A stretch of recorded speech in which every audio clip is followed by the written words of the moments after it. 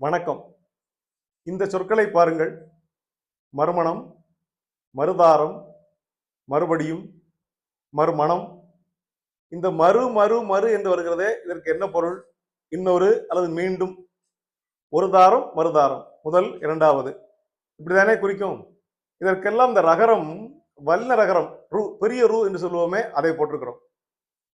மறுமணம், மறுதாரம், மறுபடியும், இப்படி எந்த மறு வந்தாலும், மறுநாள் எது வந்தாலும் அந்த மறு என்பதை குறிப்பதற்காக அந்த வல்ல ரகரம் போடுவது மரபு. இப்ப அப்படியே எந்த சொற்களை பாருங்கள்.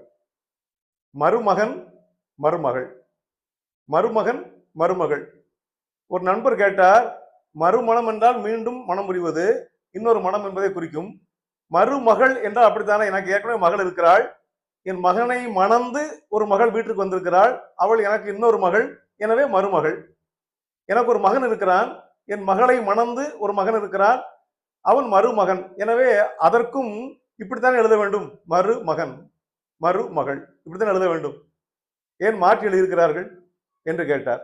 அப்போதான் நான் சொன்னேன், இந்த மருமகன் மருமகள் என்பதற்கு இன்னொரு மகன் இன்னொரு மகள் என்பது பொருள் அல்ல. மகனை விட சிறந்தவன் மருமகன். இலக்கியத்திலே வேறு சொற்கள் இருக்கின்றன. என்ன சொற்கள் என்றால், மருமகன் என்பதை குறிப்பதற்கு இந்த சொல்லை பாருங்கள், மருகன்.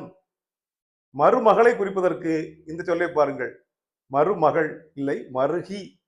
மருகன், மருகி என்ற சொல்தான் இலக்கியத்திலே பேசப்படுகிறது. ராமாயணத்திலே தசரதன் மருகி என்று, அனுமன் இலங்கையில போய் சீதை நன்றா இருப்பதை பார்த்துவிட்டு வந்து, தசரதன் மருகி என்ற மாண்பிற்கு எந்த குறையும் இல்லாமல் இருக்கிறாள் என்று மருகி என்ற சொல் கம்பராமாயணத்தில் இருக்கிறது. நம்முடைய இலக்கியம் எல்லாமே இருக்கிறது. அந்த மருகி என்ற சொல்லுக்கு இடையின ரூதான் போடணும். மருகன் என்பதற்கும் இடையின ரூதான் போடணும். இந்த மருகன் மருகி என்ற சொற்கள் தான் பின்னாலே மருவி மாற்றமடைந்து மருமகன் மருமகள் என்றாயிற்று. என்னுடைய பிள்ளை, என்னுடைய பையனுடைய பிள்ளை, அவனை விட எனக்கு முக்கியம், அவனை விட பெரிய பிள்ளையாக நான் என் வீட்டுக்கு வந்த மருமகனை நினைக்கிறேன். அதனாலே பிள்ளை என்றால் அவர் மாப்பிள்ளை, இவன் பிள்ளை அவரோ மாப்பிள்ளை என்பது போல அவர்களுக்கு மதிப்பு அதிகம் கொடுப்பதற்காகத்தான் அந்த மா என்ற சொல் சேர்க்கப்பட்டது.